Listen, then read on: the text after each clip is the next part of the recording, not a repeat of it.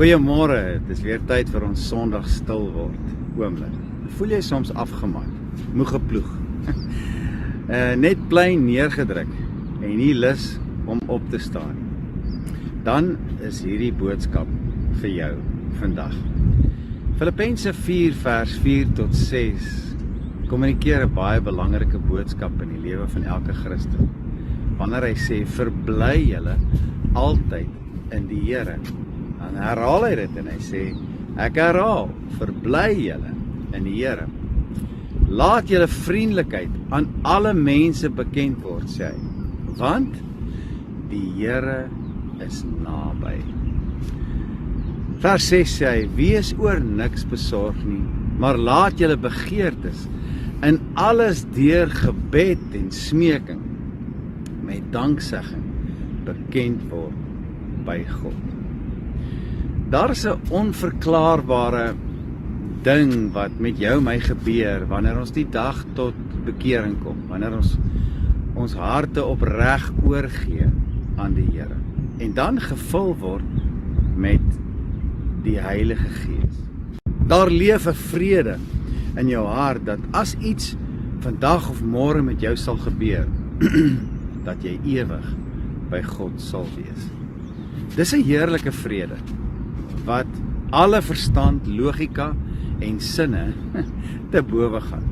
Romeine 8 vers 15 praat hieroor, 15 en 16, waar Paulus sê, want julle het nie ontvang 'n gees van slawerny by wedergeboorte, om weer te vrees nie, maar julle het ontvang die gees van aanneming tot kinders van God, deur wie ons roep, Abba, Vader.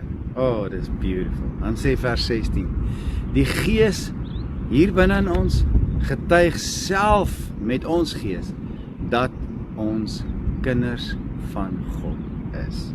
Die Gees getuig saam met ons gees dat ons kinders van God is. Dis hierdie wete wat bevestig word in 1 Johannes 5 vers 12 tot 17.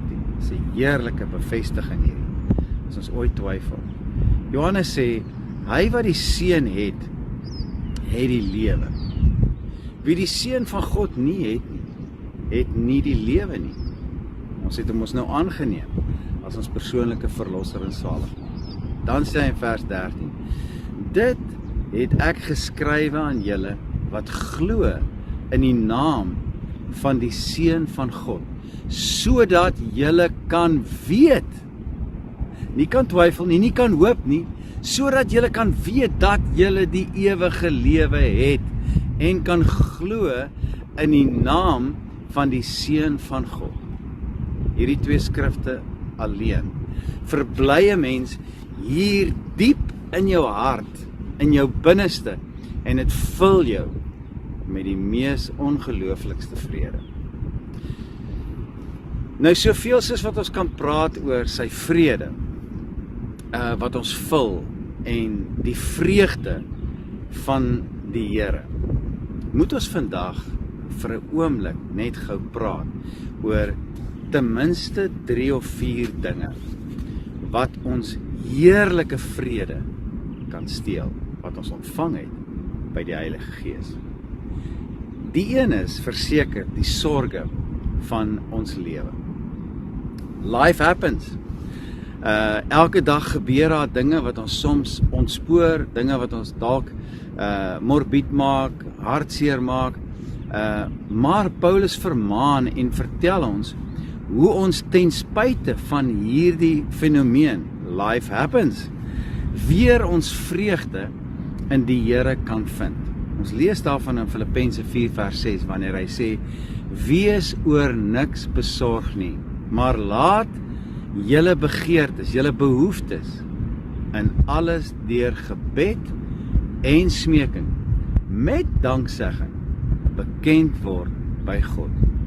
Nou hierdie is soms 'n tall order, maar ek beloof jou, deur hierdie beginsel te oefen en elke dag dit wat jy nodig het, dit wat jou bekommer, aan die Here te kom neerlê by sy voete, dat dit deur te oefen sal jy mettertyd die vaardigheid aanleer om weer jou vrede en jou vreugde terug te vind. Die tweede sondebok wat vandag ons vreugde kan steel in die Here, is presies wat dit sê, hy is 'n sondebok.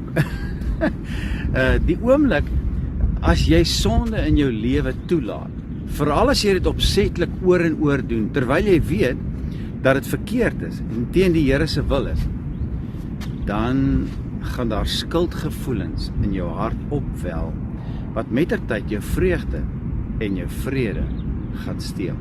Moenie dit toelaat nie.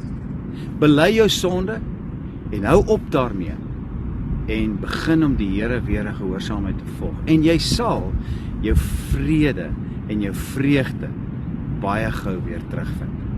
1 Johannes 1 vers 9 sê hierdie kosbare ding: as ons sondes bely, hy met 'n hoofletter, God, is getrou en regverdig om ons die sonde te vergewe en ons van alle ongeregtighede te reinig. Hoekom? Sodat ons vreugde en ons vrede weer herstel kan word. Nou die derde ding wat ons vreugde kan steel in ons alledaagse lewe is 'n gebrek aan kontak met die Here. Deur gebed en gesprek met hom. Jy sien, enige verhouding het interaksie dringend nodig om te kan floreer. Dink maar, wat gaan gebeur as jy ophou praat met jou vriende of met jou familie en net doodstil bly en nooit hulle kontak nie? Dink as jy dit probeer doen met jou vrou en jou kinders, kort voor lank gaan hulle dink dat daar iets fout is. Of hulle gaan dink dat hulle iets verkeerd gedoen het. En dadelik is die vrede en die vreugde van daardie verhouding versteur. Nou presies dieselfde gebeur met jou en my en met ons verhouding met die Here. Onthou hierdie belangrike beginsel vandag. Om te bid en met die Here te praat is jou gesprek met hom. Maar om sy woord op 'n daaglikse basis te lees en dit te mediteer en te bedink, is sy gesprek met jou. Moenie een van hierdie kardinale belangrike gesprekke in jou lewe afskeep, want dit gaan jou van sy teenwoordigheid en sy nabyheid gaan dit jou vervreem. En dit sal verseker jou vrede en jou vreugde in die Here steel. Die laaste een sluit ek mee af, wat ek net vandag vir jou wil gee. Moenie rusie maak, of stry en beklei.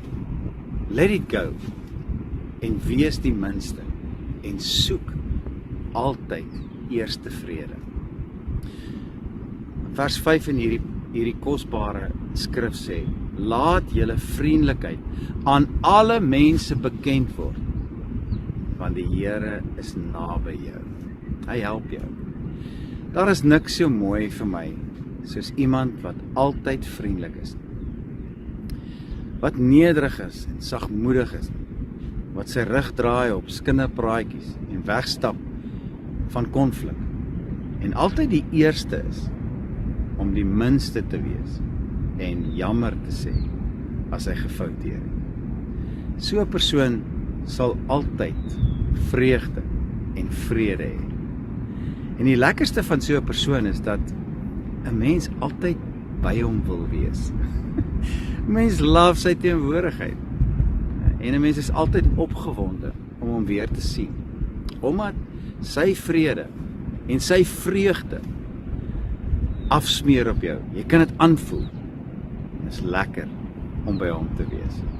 Filippense 4 vers 4 sê: verbly julle in die Here. En ek wil dit sommer net vanoggend vir jou sing. Filippense 4 vers 4 sê: verbly jou in die Here. Filippense 4 vers 4 sê: verbly jou in die Here.